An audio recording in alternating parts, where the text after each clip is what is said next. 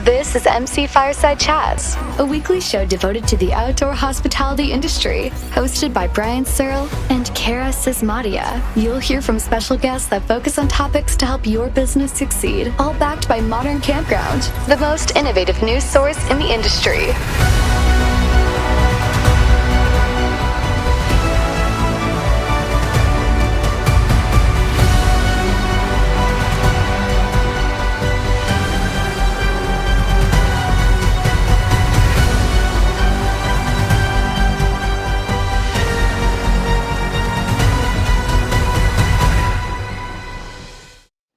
Welcome, everybody, to another episode of MC Fireside Chats. My name is Brian Searl with Insider Perks, here, as always, with Cara Csizmadia from the Canadian Camping and RV Council. We've got our regular kind of campground owner-focused show happening again today, so we're pleased to welcome back Mr. Mike Harrison from CRR Lifestyle, as well as Duncan Winship from Papoose Pond. I believe we might be joined by Joe Duemig from that in my community. I'm not sure if he's just got busy and has other commitments or things like that, but hopefully he'll be joining us a little bit later in the show. And then we've got two special guests here with us today. We've got Nick Purslow, the business development consultant from Glampitect, who is a consulting firm in the UK, Nick, that is moving and expanding into all other kinds of places, right? Yep. I'll give you a chance to introduce yourself in 1 second. And then we've got Kevin and Isaac Rains here, who are the owners of Dappled Light Adventures. And they have glamping rentals that are located on 50 acres of privately owned property in Daniel Boone National Forest in Kentucky. Super excited to talk to them. So I think the conversation may end up veering a little bit towards glamping, which we were having an interesting discussion before we got started, what it is and whether anyone here qualifies. Duncan, Mike, me, whoever else, cabins, whatever else. So we'll dive into those kinds of conversations and things like that. So just super excited to be here for another show. What's on the minds of, let's start by introducing yourselves. Nick, just tell us a little bit about what Glampitect is briefly, and then we'll give Kevin and Isaac the similar opportunity. Hi, thanks for having me on, Brian. I'm Nick. I work for Glampitect, which at the minute is a UK company, which was started in 2019. And essentially we help people start their own glamping businesses and whatever form that may take. So we started in 2019 after our two founders, Callum and Ali, set up their own glamping site in the UK, just a little 5-unit glamping site on the north coast of Scotland. They've got these little glamping pods, which are kind of like curved timber cabin kind of things. They're huge in the UK. And yeah, we've been going for 2-3 years now, growing fast, and we're due to expand and launch Glampitect North America, which I'll be heading up next month. So keep an eye out on that. I'll be very busy on LinkedIn and mostly talking about the US and Canadian market. So keep an eye on that. Awesome. Super excited to kind of dive into that with you in a little bit here. Kevin and Isaac. Isaac with a Z, who we misspelled in the Facebook post. Totally my fault. No worries. It happens all the time. So I'm Kevin. I'm Dad. And we bought a property, our family did, about 17 years ago. And to get my family outside. We lived in a pretty urban area. So I wanted to get Isaac and his two sisters outside on weekends and over spring break and that kind of thing. So it kind of just was a 50 acres of raw land. It had a driveway on it, and we just started cutting trails. And Isaac and I haul firewood out of the woods, and when he was 8 and 9 years, just do little projects around the property, create fire rings and that kind of thing. Over time, it went from tent camping to a trailer to a yurt to a cabin, and then over the last year, Isaac has developed it into a full-fledged glamping business that has 7 structures on the property now. Awesome. Congratulations. That's pretty cool. I was telling you before the show, I think I've been to Kentucky and Daniel Boone National Forest and kind of driven all through the state parks there. And in addition to having a beautiful state park system, it's just a beautiful state to be in and be a part of. So super excited. Maybe you can share some pictures with us a little bit later. We'd love to kind of visualize that in addition to chatting with you. But before we get into these gentlemen's stories from Glampitect and Kevin and Isaac's story, Duncan, Mike, is there anything that's come across your desk in the last month since we've had you on the show from a campground owner perspective that you think we should be paying attention to? Well, certainly from our perspective is forecast, perhaps, short term, what does it look like? I'm on Mark Kep's, forum as well. And, across the country, based on the gas prices and inflation And it seems universally everyone in that forum posted they're down. Doesn't mean they're down, from 2 years ago, but certainly the pace has slowed a little bit. The on fire, nature of what the camping industry has seen, certainly in the short term anyway, seems a little bit slower. So that's something we're monitoring. Is it just a 30, 60 day? Will people kind of see what happens with gas prices and inflation? Because our pace for next year is still booking, but certainly slowed down a little bit. So that's something we're keeping a very, very close eye on.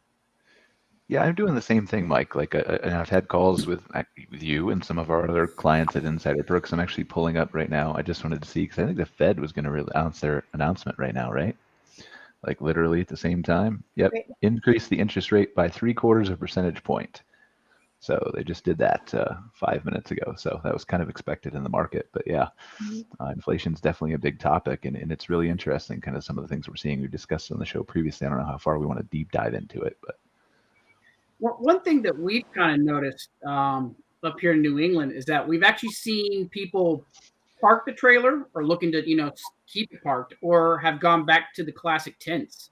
Like tent booking is up quite a bit over previous years than we've seen in the past. Like, it was definitely RV driven last year and the year before, but now we're seeing people bringing and packing out the canvas again, which is kind of fascinating. And brings a different kind of style of camping. It puts a lot more demand on some of your other amenities when you have a lot of tenters in the park. It definitely puts a lot more use on the bathhouses, puts a lot more use of a lot more ice. So you got to make sure you keep on top of some of those amenities, that kind of thing. So it's still looking like it's going to be a great summer, but the clientele that we may see may be a little morphic than what we've seen the last two seasons. I'm curious. Go ahead, Cara. Sorry. I'm sorry. I was just going to speculate, I guess, about after last year and everyone kind of having these really difficult time, like really busy and nowhere near enough staff. Do we feel like this will translate to a little bit less pressure on the staffing side for this summer that will alleviate some of that? Or nope, can't even, nope. Hands down, no. There's just still not enough staff, not enough people, not enough. Not yet. I mean, last month there were the jobs report. There was 11 million open jobs and 5.5 million available employees. Right. That really hasn't changed yet. I mean, now obviously as things are step process, right? So depending on what happens with the Fed rate, depending on what happens with inflation, there's going to be some kind of slowdown, which will clearly indicate what happens. But the RV industry isn't going to slow down to the point where, hey, we're cutting staff. And I mean, it's still a very healthy industry, and we're very tied into the hotel industry, as well. And the indicators are still good, and the RV and camping, still is the most affordable vacation people can take. So, our outlook is this is a short term. I want you to define a short term, I guess, is relative to everybody, a short term condition. But still, extremely healthy industry, and which means staffing we still have challenges with.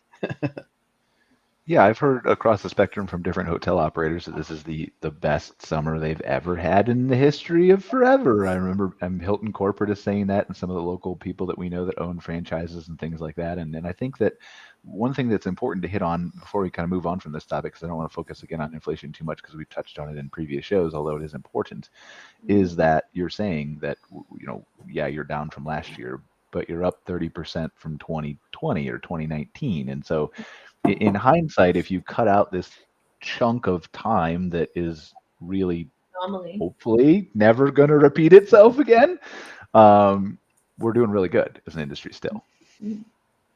Absolutely. Okay, so let's move on from inflation real quick, and talk about, I guess we should probably focus on glamping. Is there anything else, Duncan, that you wanted that came across your desk that you wanted to touch on before we kind of shift gears here? No, I mean, that's really about it. This is just the pivoting away from as many RVs and into tents again. Cabin rentals still are doing really well as we kind of pivot to talk about glamping, at least for us. But we've had cabin rentals now for close to 50 years. So it's definitely been something that we've had in our business model from almost the very beginning. How old are you, Duncan? Me? Nah, the park is way older than I am. She's Oh, okay. All right. Okay. I'm just giving you a little tease there, Duncan. So, no, okay. yeah. I'm a good Continue, please. I'm sorry. Yeah, so I think that there's still a ton of demand for that. I think some people have pivoted back to hotels as you're seeing some of that hotel demand really bounce back. Like everyone tried camping last year, and now they're trying hotels again this year, and then it'll be curious to see kind of how it levels back out the following year. Mhm. You know, it's got peaks and valleys as it goes. And consumer behavior is very amorphic at the moment. Yeah, it's interesting to me, and again, like I really like we should talk about this more. We just don't want to focus every single show on it because the behavior is really interesting to me because you would assume that just like in 2008, people would take less long trips and they would stay more close to home. But the searches we've seen for people in radiuses around parks like campgrounds near me, RV parks near me is actually down the last 2 weeks over the last 2 weeks and the last 30 days over the last 30 days, which is an indicator that in general, people are not looking for places closer to home. And so we don't know if they're splurging on those longer RV trips, like they're splurging on hotel vacations, like we're reading about, if they're just not traveling at all, if they're waiting till the kids get out of school. There's so many different things that are kind of confluencing all together. And it's hard for us to discern the behavior. It's so rapidly changing. Well, Yeah, in our the season, sorry. No worries. The fog of war lays thick upon the land. Mm-hmm. Oh, let me write that down. Yeah. You like that little sound bite? I did. That was good. That's Duncan. good. Yeah, we can pull that out and put it on like a social. We're talking about that, pulling out quotes and putting it on social graphics. So that'll be our first one. There you go. We'll The take it. fog of war lays thick upon the land. Yeah. No, for sure. It's an interesting dynamic. I think it's all obviously, so many gears kind of turning at once in the machine and compounded by, arguably for a lot of us, a really short season. So it ends up being typically hindsight when we're kind of assessing how things went, which can be one of the biggest hurdles of this industry for sure. Well, let's pivot here in a second. Talk to, I think this is maybe a good segue. Isaac and Kevin, you introduced yourself, told us a little bit about your business, and I want to learn how you got started and things like that. But very briefly, just help me with my segue here, right? Do you see that any of this is impacting your glamping business or the other people that you talk to who are your colleagues who do the same thing? So not yet, and the main reason is because we've only been operational for one quarter now, so only a few months. So for us, it's hard to track any trends because we've just opened. So unfortunately, we're not the experts yet on those types of trends, but I can say that we are well above projections, and our projections were based on kind of what's in the area and what other people are renting, type structures, cost per night. We went a little under that even, and our revenue is still above projections. So we haven't seen it just yet, but it wouldn't surprise me if there is a bit of a dip. For us, there's some seasonality as well. So we're going to get completely bonkers fall because the eastern woodlands have beautiful colors that come out in the fall. And then we dip a little bit in the winter, strong in the spring, dip a little bit in the summer because of heat. So we're kind of a little bit of a roller coaster effect through the year. But as of right now, not to counter anything that's been said thus far, but we're above projections, thankfully. Well, that's why I'm glad we have you guys on the call, right? Because the glamping industry is kind of one of those unique hybrid industries between hotels and between camping. And so while we're seeing hotels have blowout quarters, campgrounds are obviously doing very well still. There's no question about that. They're just down from 21. And so it's kind of an interesting discussion that we might be able to have here on a middle ground of are you leaning closer to the hotel side, or are you leaning closer to the campground side, or are you carving your own niche? Nick, what have you seen? I know you talked to a ton of businesses, both in the UK and soon in the States. Yeah, so in terms of macro trends, I think it was what you were saying earlier, Brian, in terms of the pandemic sort of launched it into the stratosphere a little bit. And like there was a huge boom last summer, certainly in the UK, and maybe to a lesser degree this summer, but certainly the way the industry has developed, especially in the UK, it's sort of in that self into the consciousness really. And it's even though there's maybe a slight dip from last summer, there's certainly been a huge difference between now and 2-3 years ago, where it was more of a niche. In the US, the US is probably 2, 3, 4 years behind the UK in terms of maturity of the glamping industry. But again, the COVID issues helped with sort of etching it into the consciousness, and it's certainly got plenty of legs left to go, I think, on sort of the overall macro trends. In terms of the inflation, the impact of that, I'm not so sure on that, to be honest, and you guys on the ground would be better to know about that. But macro trends, certainly, it's continuing to grow. Yeah. Well, I'm going to take this opportunity you gave me and kind of pivot topics away from inflation, right? So let's talk about glamping in the UK first, because it interests me that obviously your company started over there. You're now coming over to the States. Why do you feel like the glamping industry is more, I mean, obviously it is, I believe you, but is more established, has gotten more legs, has had more years to run in the UK and to a certain extent Europe than it has in the States? Okay, so first, really, just anecdotally, when someone asks me what I do for work, and I'll say the first question I'll say is, "Do you know what glamping is?" And almost everyone in the UK says, "Yeah, I know what glamping is." I asked the same question in the US, and it's a lot more hit and miss. So I was literally speaking today to some insurance providers who looking to get some professional liability insurance for when we launch. And I said to 2 different providers, "Do you know what glamping is?" And they said, "No, not really." So just on this sort of national consciousness, it's less of a thing, and also just the number of people wanting to start their own site. It's sort of, there was a big boom a couple of years ago in the UK, and you hear more and more people saying, there's more and more people getting into it in the US, but just probably to a lesser degree than the UK currently. But if you look at the research that's been done by these research companies, it's projected to just go and go and go and go for a minimum of the next decade. So how do you define glamping? I'm going to put you on the spot. How does Nick define glamping? Me personally, I think it deserves quite a broad interpretation. Well, it means glamorous camping. That's what the word means, and to me that means anything really where you don't have to pitch your own tent, and there's a relative degree of luxury. Some will say, it should only be tented structures, like, no canvas tents. I personally think it should incorporate things like glamping pods, which are timber structures, which certainly have become popular in the UK, and also yurts, geodesic domes, and that kind of thing. So I think it deserves quite a broad interpretation, and is up to sort of the site owner and the guests to determine. Yeah, I think I agree with that. I think that whether it includes cabins or not that have been traditional, and like Duncan was saying, has been around at his property specifically for more than 50 years, I think is where I'm not sure. I think it very easily could, but yeah, I think it should be an all-encompassing term, basically, that encompasses everything outside of the RV stay, right, and the tent stay. The basic, I'm setting up a tent I buy from Walmart or wherever stay. Yeah, I'd agree with that. Cara, what do you think? Oh, go ahead, Duncan. I think that just speaks to how we set guest expectations.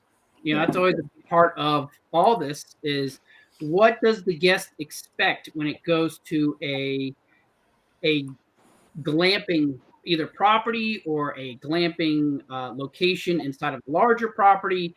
What do they expect the outside to look like? What do they expect the inside to look like? And what do they expect, if any, additional amenities that are specific to that? Like, you have some places that do glamping where they have a guy who comes out and does a s'more buffet for you at your site. Is that glamping, or is that like Uber glamping? Is that just a whole other level beyond what we think of when we talk about glamping? And I think all hospitality suffers under defining their guest expectations. Because of it, like there's a big difference between a Ritz-Carlton and a Hilton Garden Inn, and they both serve different purposes, but they're both considered hotels. So I feel we run into a similar issue with glamping. Yeah, Well, yeah, go ahead, Nick. Yeah, that's a huge thing. So I'm currently writing a book on. I've interviewed lots of glamping site owners and just basically getting their words of wisdom and advice on things that people should do when they set up the site. And one common thing that I've heard from a lot of site owners is one of the biggest issues, as you say there, Duncan, is failing to set those expectations. So people maybe who want to try glamping for the first time are expecting, hotel bellboy level service.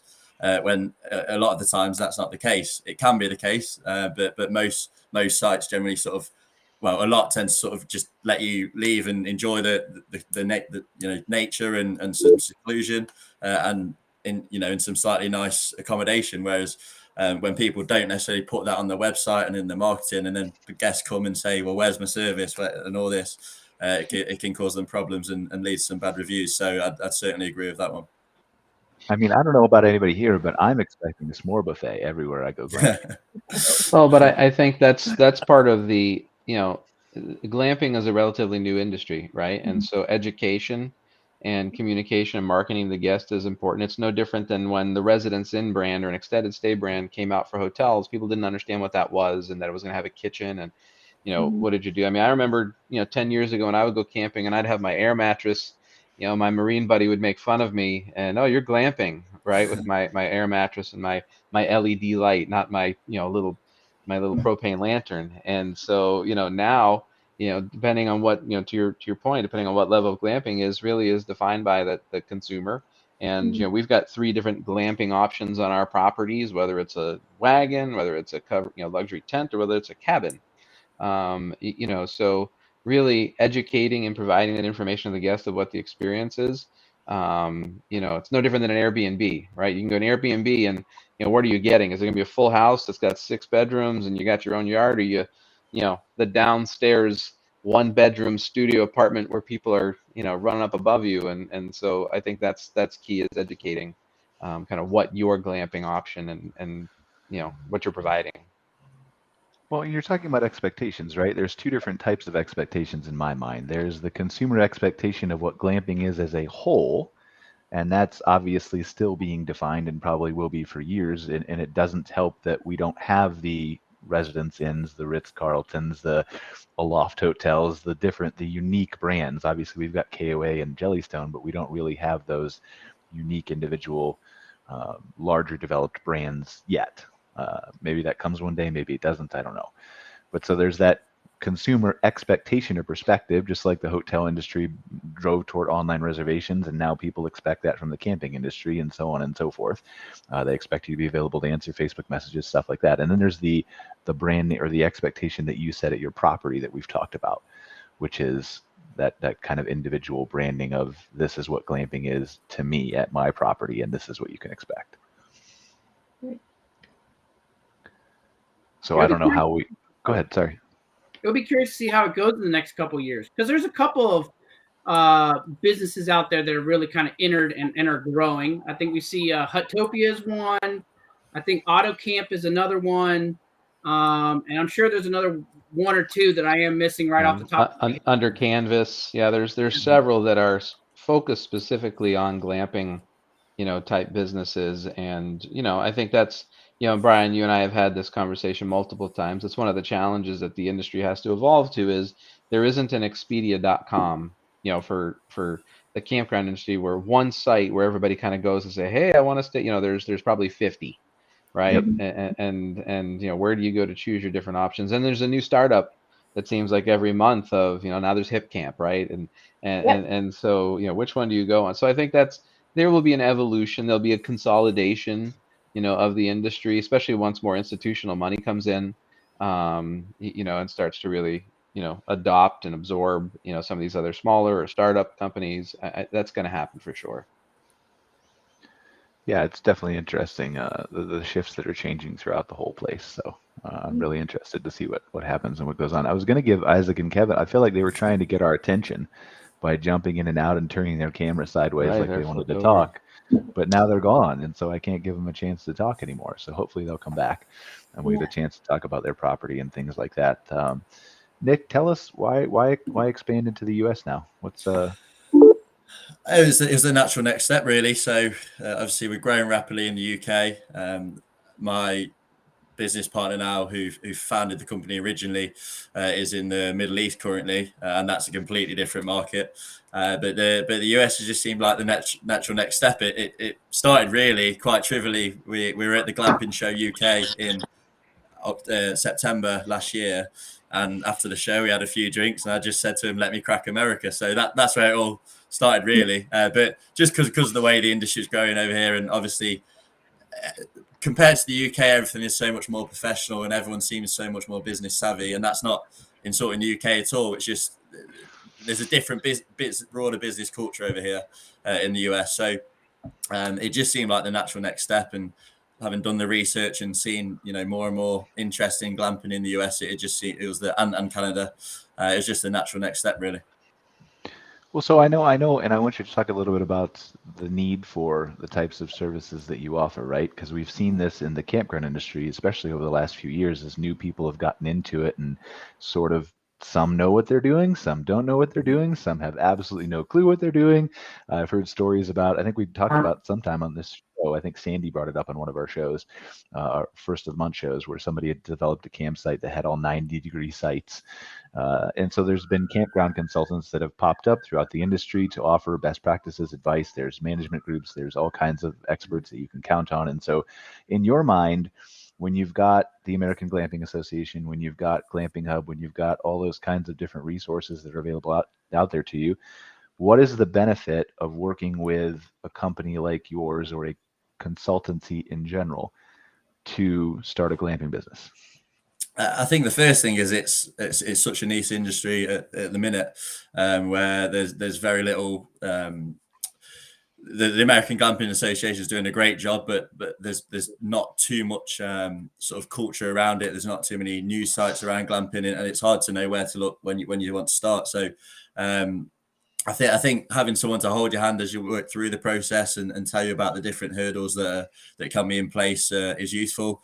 I certainly know, the founders of Glampitect UK, they were desperately crying out for something like that when they started their business in 2018, and they needed, they made so many mistakes along the way for their own glamping site that they would have avoided if they had someone who had been there and done it before. So I think, companies like ourselves and the American Glamping Association, anyone who either has done it before or has worked, and spoken to a lot of people who have done it before, can be just a really useful guide, and also putting out content that can help people, even if you don't necessarily use our services. We're looking to get lots of blogs and guides out there just to, help people sort of through the journey and just educate them a little bit more.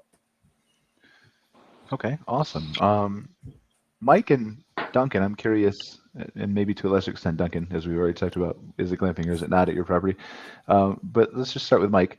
With your wagons and your other glamping accommodations, do you feel like it would have been beneficial to have a consultant to work with? Did you work with a consultant that maybe I'm just not aware of?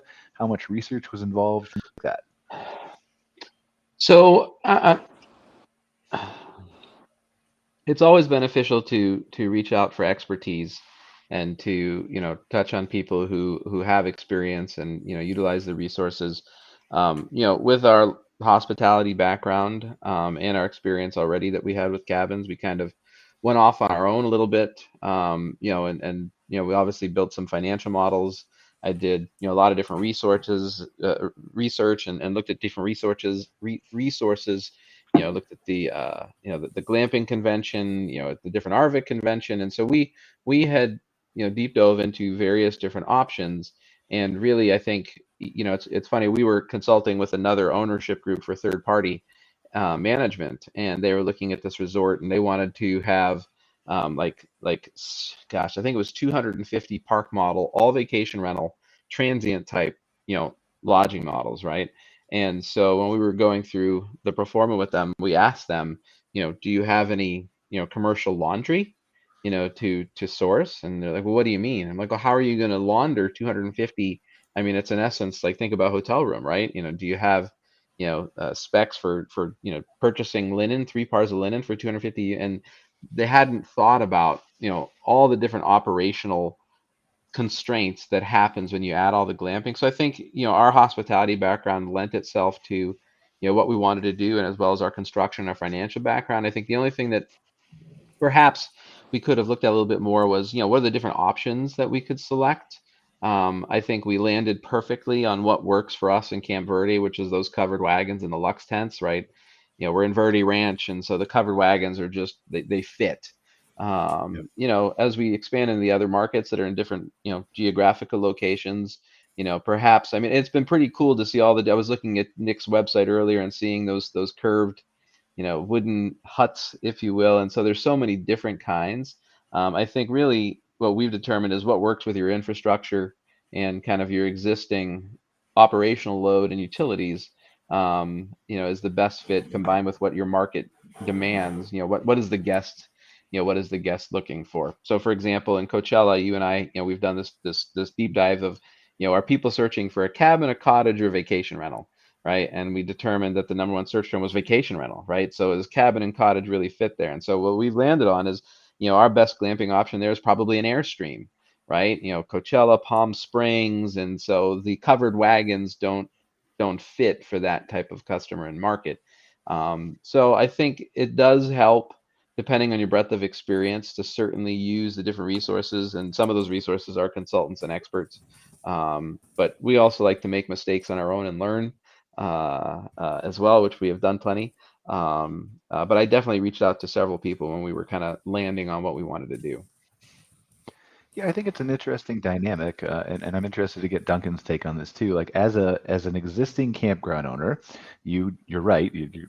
I don't know for sure because I've never owned a campground, but you have that hospitality experience built in, whether it's RV sites or whether it's cabins or tents or decorating, landscaping, organizing all the people, getting all the resources, gathering them, deploying them. And so I think that in that case, glamping is different in the type of accommodation and the logistics that you're talking about, figuring out laundry and things like that. But other than that, if you've got that hospitality experience, I don't think it's too much of a different pivot for you. Would you agree with that, Duncan, or no?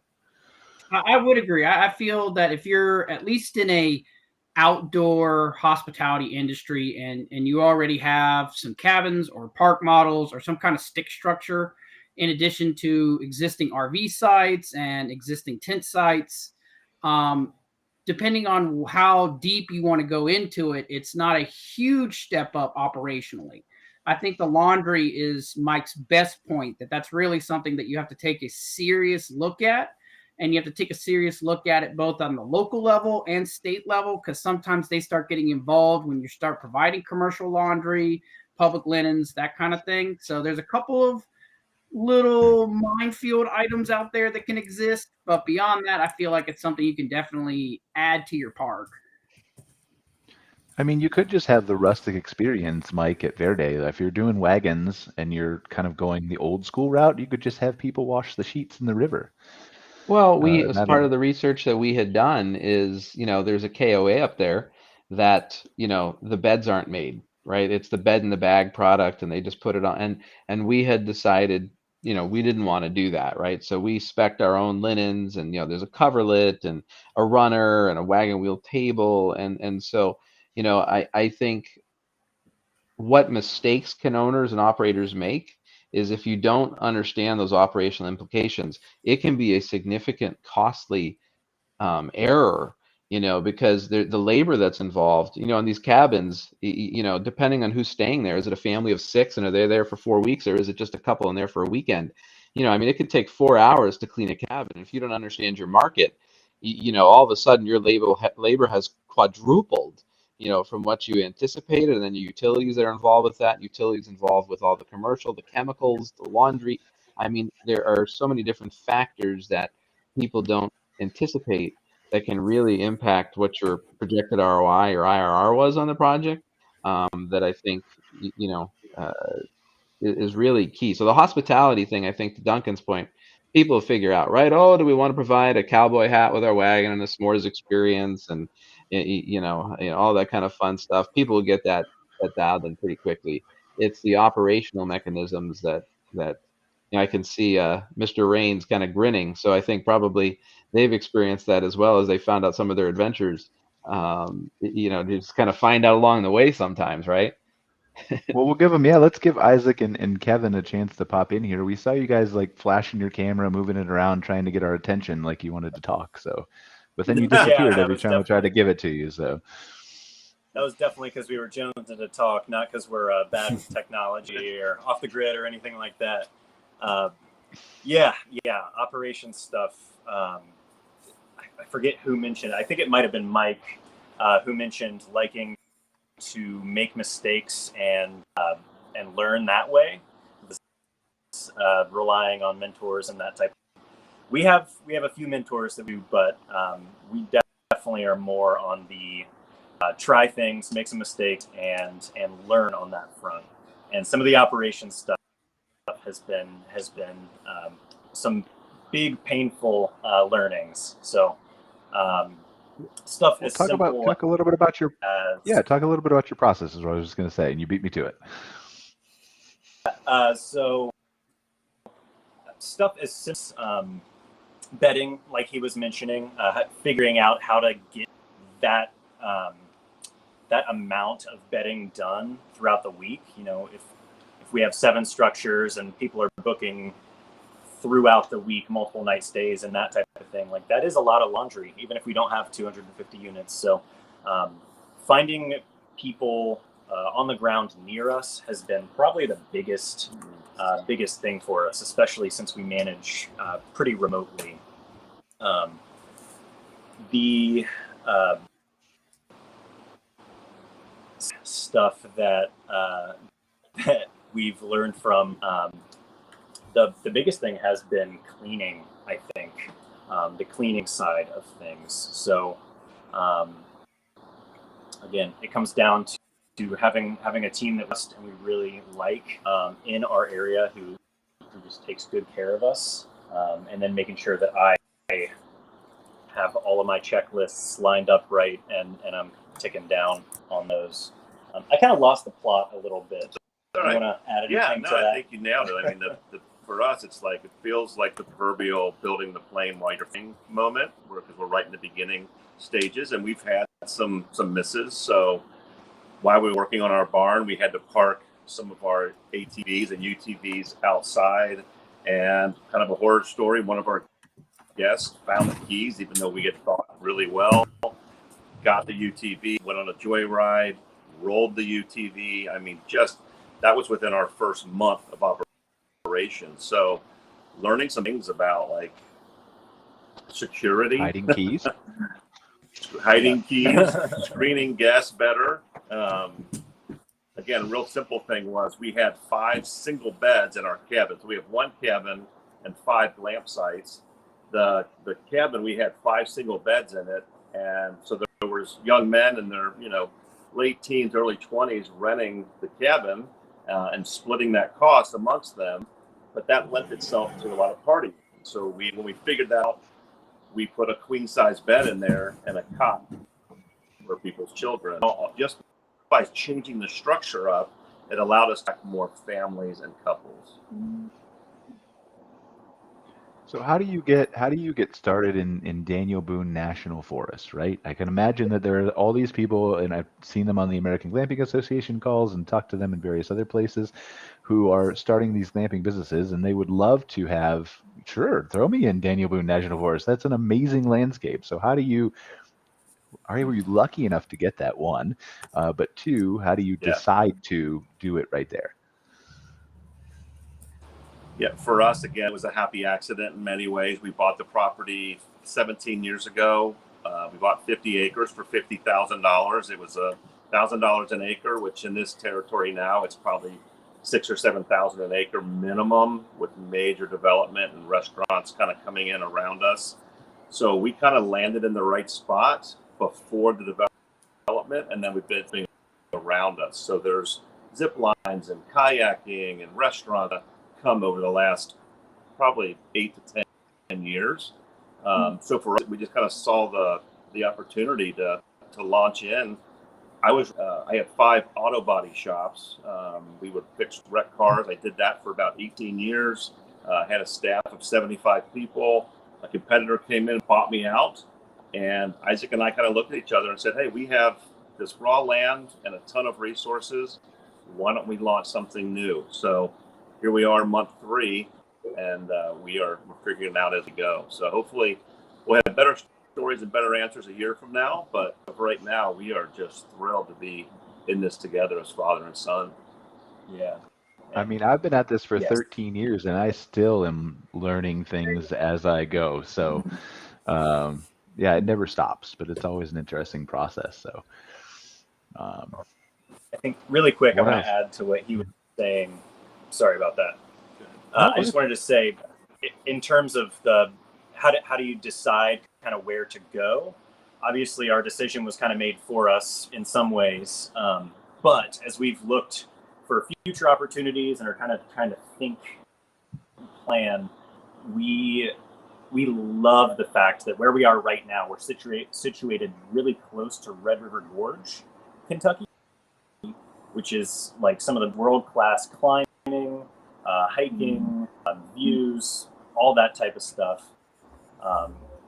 So I think that like area is huge. If you find a place that has some sort of attraction, whatever that might be, or some pull to the people in surrounding states, obviously that seems pretty obvious, but it's been huge in our first quarter it's been huge in giving us a successful first quarter so far.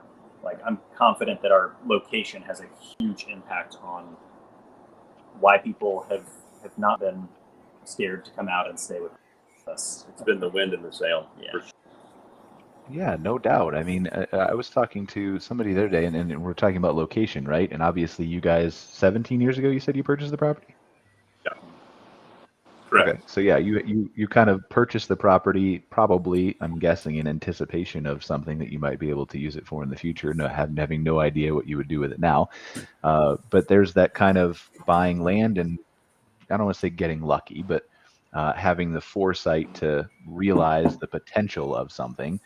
And there's we talked to somebody who's in, I think, Colorado, maybe Washington State, who's starting up a glamping business, and his idea is that, well, I've got 2 pieces of land, one in, and again, I don't know if it's Colorado, Washington. I feel like it's Washington. That's where the Cascades are, I feel like. But so near the Cascade Mountains, and he's going to do that in the summer. They're going to be pop-up temporary glamping units, and then he's going to take those glamping units and drive them south for the winter and open up there. And it's an interest. I don't know that it's going to work. I don't know how he's going to brand it separately from season to season, how he's going to change addresses, do all those kinds of things. We're working through some of those things with him, but it's an interesting, does permanence have to be a thing? Obviously, if you're buying land, of course, but is it an option to do something like this? Mm-hmm. Mm-hmm. I think that's Oh, sorry. I can step it all over you. Go ahead. Please, Duncan, please. I think it just speaks to the local and state governances and what they really want. At least here in Maine, there's a fair amount of governmental regulation around both camping and hospitality, and so a semi-permanent traveling glamping camping structure is a fascinating concept. But where do you hang the business name on the door, like that kind of thing? Yeah. We and I were going to say the same things, Duncan. I think knowing the jurisdictional barriers to operation here in Canada, obviously I'm not familiar with how things are in the States, but up here it would be very difficult, I think, to operate in that way. And I think, there's also jurisdictional barriers. I saw a comment on LinkedIn or Facebook maybe asking about if campgrounds and parks allow tiny homes. I obviously can't speak for every park, but there are definite limitations to having a tiny home structure on an RV or recreational outdoor hospitality site, kind of on a long-term basis for the vast majority of our parks. If they have operating permit ability to accept a tiny home on the property, there will be limitations to how many and all kinds of, most campgrounds in this country have operation limitations for times of year. So you can only be open for X amount of days of the year. and things like that, unless you have special negotiation with your county. So there's all sorts of regulatory stuff that stands in the way of getting really creative. I think, I'd argue that this industry is very good at finding ways to be creative while functioning within that regulatory framework. But it would be tough to launch something like that up here. I think there's lots of ways to get around stuff, but those regulations and things are in place for a reason, and it's not always the way we want it to be. Like, we wish it could be the Wild West still, and just camp wherever we want, whenever we want. Well, yeah, there's no doubt that regulations serve a purpose in some cases, but it's interesting. I was having a Slack conversation with somebody earlier today about the changing face of the industry and how it's been kind of slow moving for the last 25-ish years. And at least in this guy's opinion, in the next 5 years, it's going to move the same speed as it did that whole 25 years. And that's not just from an owner evolution, glamping, changing mindset, consumer perspective and expectations. It's from a, do the regulatory agencies keep up with those things? Well, and so go ahead. Yeah. I was going to just say, I think our associations are doing a great job of communicating with regulatory bodies. And I also think situations like with Isaac and Kevin, where you've got this fairly rural location, but you've got several operators now establishing, the natural landscape is a beautiful attraction, but then you've got accommodations providers popping up there. You've got the zipline guys and stuff like that, really shifting that, like Randy Hendrickson says all the time, sell the zip code. They're building that zip code, in my opinion, to be something that now will motivate those regulatory decision makers to better work in your favor, because your businesses are driving so much economic value for the area. And so I would argue that the more successful our parks and things are, coupled with our advocacy efforts at the association levels and things like that, we are making big strides to have those regulatory bodies better understand how the business works and how much economic impact comes from this industry specifically. There's big changes happening. I completely agree with whoever your mystery person is, that long-winded stuff that was happening over the last 20 years is going to speed up here as we look for things like economic diversification and that kind of thing. Mike, how do you view the industry changing? I know you're kind of at the forefront here of driving some of that change. So, well, I think it has to, the interesting thing that will be, that everyone's going to watch is, Cara is being a little bit of the Grinch, right? Stamping on the creativity of, I can't work. But she's right. I mean, in California, for example, you can't have a tent with a bathroom, right? And so like our Lux tents wouldn't work there. But at the same time, what I love about this industry is there's so much diversity of, a small 7 glamping unit spot to, large under canvas 150 unit, with $595 a night, price tags. And I think as more and more people see this industry as being sexy, outdoor hospitality, outdoor recreation is very broad. It can be a small mom and pop, but it can also be larger. And I think what will happen is, again, over the course of 3 to 5 years, you've heard me mention numerous times, one of the large hospitality companies, whether it's a Marriott, or Hilton, someone is going to buy up, one of these other subsidiary companies, and it will really escalate, right? Because then you have full diversity of distribution platforms and marketing. And, because it is a profitable, industry, the margins are comparable or better to a lot of the hospitality or lodging sectors. The barriers to entry are a little bit tougher. That would be my dog, Brian. Sorry about that. But I do think, the technology continues to improve and increase. And, we've been working with CampSpot on evolving, a lot of their different deliverables and products and reporting. The way we approach the business, we've been talking to several other, similar to companies to us that are, you want to call them family, owner operated, but are evolving. We're all doing the same things: revenue management, marketing enhancement, adding a new perspective to the business. And so there will definitely be a change of the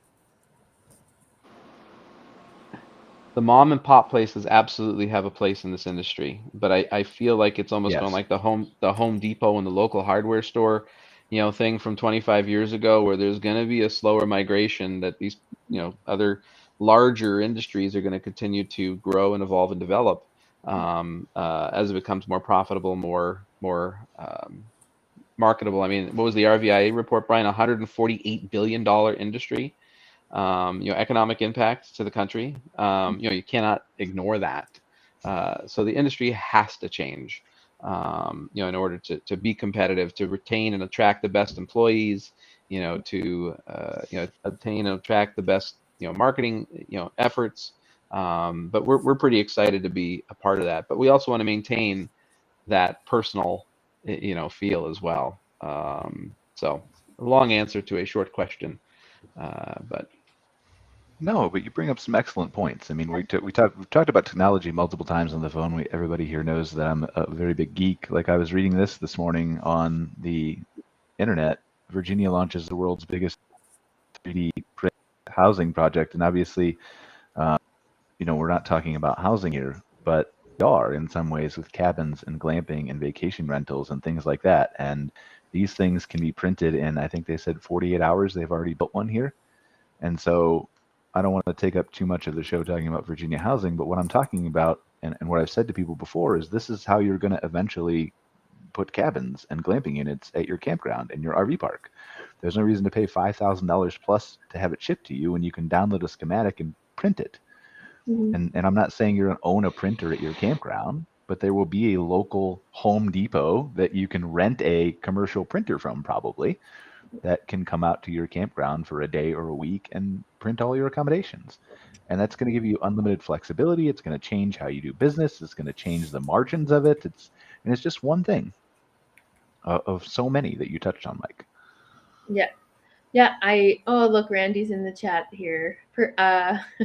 This is why you can't mention him every time. He gets too much, like.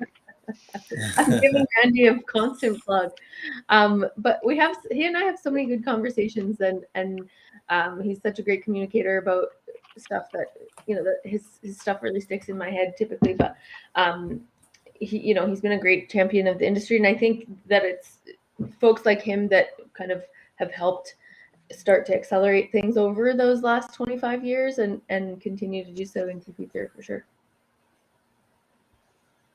Yeah, it's definitely fascinating where we're going.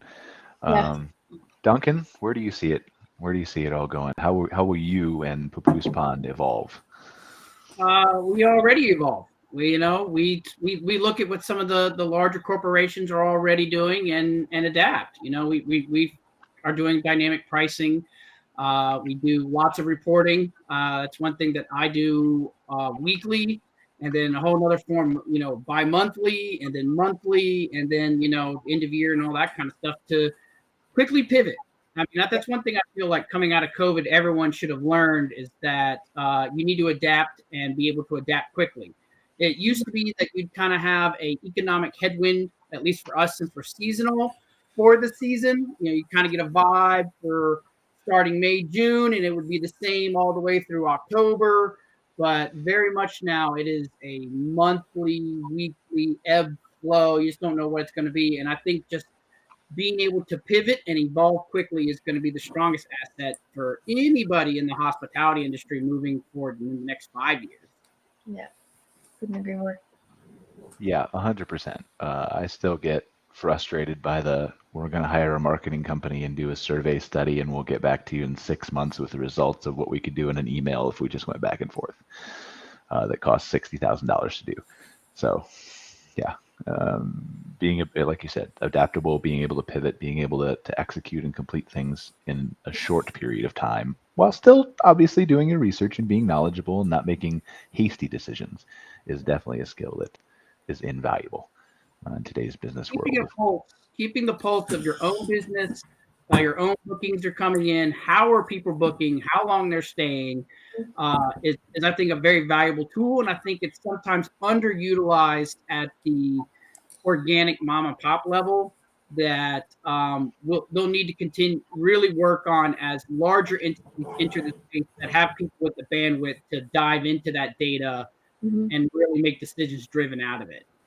I would argue too that I say this often to campground members just during my day-to-day association work who are resistant to moving to reservation, like booking software and park management software and things like that is, you know, we immediately kind of have this barrier in front of us about like, well, I want to be in control of my booking dynamics and all of those things and whatnot. So that shuts the door sometimes. But those things, Duncan, that you're saying, that ability to measure all those metrics, I would argue is far bigger, far more valuable a tool even than, you know, online bookability. For us, like back in 2018, we had online bookings, but they only accounted for about 20% of total bookings at the park. Yep. Here, sitting in 2022, online bookings is 86% of our bookings at the park. So we have a lot more bandwidth on our phone and our phone staff to give that customer service and control that a lot of mom and pop shops really love to do. You love to be able to talk to your guests, talk to your regulars. Well, the fact that someone can self-serve and book it themselves gives you then the opportunity to either help answer for questions for your specialty one, someone who has like a lot of questions or has a specific need that a computer can't fill, and gives you both the bandwidth and time to be able to do that for them, therefore giving you even better customer service.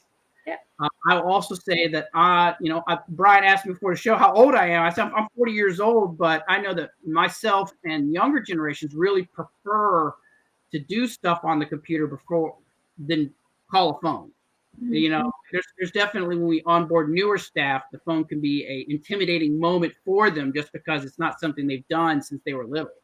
Yeah, no, I completely agree. I think those tools that come along with automating and finding a really great software partner are so valuable. I don't even think, I know for me, I hadn't even, when I first transitioned to using a dedicated park management software, I couldn't have even comprehended the amount of variable data I was able to keep track of, and then really use that data to strategize going forward about how I was going to do the pivoting and the necessary things that I didn't even know I was going to need to do. It's great to have those tools and so valuable to, certainly in my opinion, even more valuable than just bookability. Well, that's the thing, is you don't know what you don't know, right? And I was talking to somebody last week, one of our larger group clients, about, you know, yes, you may like this reservation software or this CRM or this, you know, database collection or this social media tool or whatever you're using, right? But for you or anybody else to stop and say, oh, I can't do this because this software doesn't let me do it, is, to me, the most ridiculous thing I've ever heard. Okay, that doesn't mean you have to switch software, but go find a tool that does what you want it to do. And I think so many people are constrained by the limitations of whatever software, and that's not just reservation software, right? To be clear, that's dozens of different things. Absolutely. But I think opening your eyes to the possibilities and being more creative and thinking outside the box is going to be a useful long-term strategy too. Nick, I meant to get you more involved in the show. We never have any idea where these conversations are going to go. I do no planning for these shows at all. So let's give you a chance to touch on technology and glamping real quick. We only have a couple minutes left in the show. But where do you see where are you advising your clients to go to be prepared for the future? Well, generally, I think because it's such a niche industry at the moment, certainly in North America, is I think the primary focus over the next few years is just going to be like pure growth, rather than, I don't think it's going to get particularly sophisticated for a good few years just yet on the purely glamping side, especially with, you know, more, as you say, mar and par sort of sites, you know, setting up before, like, you know, maybe a hotel company, as someone said earlier, might come in, I don't know, 5 years time and buy out one of like the auto camps or one of the bigger ones. I think it's going to be then when you're going to start to see more sophistication. What I personally do to just stay ahead is look at other industries. So the hotel industries that are more established. There's a little niche community at the minute that that are interested in short-term rentals, but particularly sort of Airbnb, individual houses and properties. And there's a little niche community at the minute that's sort of full of tech investors and that kind of thing. And they're really obviously up to speed with how the technology is moving. So I focus on, I sort of like look towards them a little bit. There's a guy called Richard Fertig. I'm not sure how aware you guys are of him, and he is very much interested in that kind of thing. So I just look around, see what other industries are doing, and just try and sort of keep one step ahead. And so hopefully, Glampitect can sort of advise the clients, as you say, and sort of help our clients keep one step ahead too. Awesome. Well, thank you for joining us, Nick. I think we're always at the point, as we are almost every week, I feel like, Cara, where we just want to do another hour and continue these great conversations that we're having. But everybody's got to go. Everybody's got other commitments. So we really appreciate all of you guys joining us for another episode of MC Fireside Chats. Nick, your expertise with Glampitect, if you want to pop your link there in the chat there, you can share it with everybody else. Kevin and Isaac, who dropped off again, unfortunately, just had some bad connection issues, but we got to talk about them, about some of the fascinating ways that glamping is evolving in their business there in Daniel Boone National Forest, and how things can evolve and grow around them. And then, as always, Mike and Duncan, really appreciate you guys joining us, giving your perspective on things that you're seeing both at CRR and Papoose Pond there in Maine. And Cara, as always, here with me from the Canadian Camping and RV Council. So any parting thoughts, final words, Cara, anybody else before we head out? No, great show as always. I appreciate everybody's contributions here for sure. I think it's my first time being called the Grinch on the show, which surprises me. We broke the record now. I love this industry and really appreciate everybody and your time and contribution to the show and the industry as a whole overall. Awesome. Great. Thank you, guys. I really appreciate it. Again, as a reminder, you can watch us as a podcast on Apple, Google, Spotify, all those kinds of places immediately after. Well, I just said watch. You can't watch. I lied. You can listen. But you can watch previous episodes on moderncampground.com and mcfiresidechats.com as well. So we will see you next week for our RV industry focus show. I have another cool bunch of special guests lined up, as well as our recurring guests from the industry as well. So thank you guys for joining us. I really appreciate it. And we will see you all next week. Thanks, guys. Thank you. Bye-bye. Thank you. Thanks for watching this episode of MC Fireside Chats, hosted by Brian Searl and Cara Csizmadia. Have a suggestion for a future show or want to see your campground or company as part of an episode? Email us at hello@moderncampground.com. Join us next week for another episode. And don't miss the latest outdoor hospitality news and commentary from around the world at moderncampground.com.